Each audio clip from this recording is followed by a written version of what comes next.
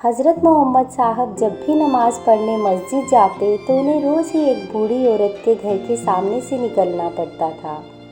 वह बूढ़ी औरत अशिष्ट, कर्कश और क्रोधी स्वभाव की थी। जब भी मोहम्मद साहब उधर से निकलते वह उन पर कूड़ा करकट फेंक दिया करती थी। मोहम्मद साहब बगैर कुछ कहे अपने कपड़ों से कूड़ा झाड़कर आगे बढ़ जाते। रोज़ की तरह जब वो एक दिन उधर से गुजरे तो उन पर कूड़ा आकर नहीं गिरा। उन्हें कुछ हैरानी हुई, पर वो आगे बढ़ गए।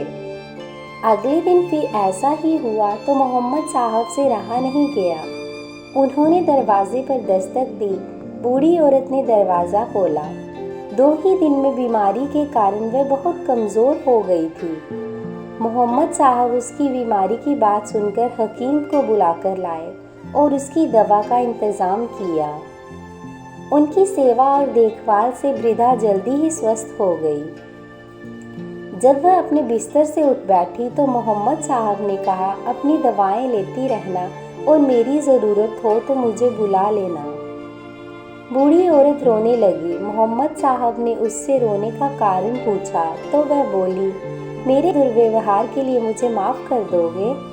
वह हंसते हुए कहने लगे, भूल जाओ सब कुछ और अपनी तबीयत सुधारो।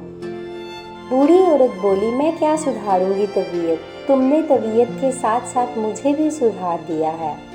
तुमने अपने प्रेम और दया से मुझे सही मार्ग दिखाया है। मैं पूरे जीवन तुम्हारी एहसानमंद रहूंगी। दोस्तों, अगर आप किसी के लिए बिना किसी बैर एक बेहतर इंसान बनते हैं तो देर से ही सही उस व्यक्ति पर असर ज़रूर होता है। आप अपना व्यवहार किसी के लिए बुरा ना बनाएं। एक ना एक दिन वो सारी अच्छाइयाँ आपके पास लौटकर ज़रूर आएंगी।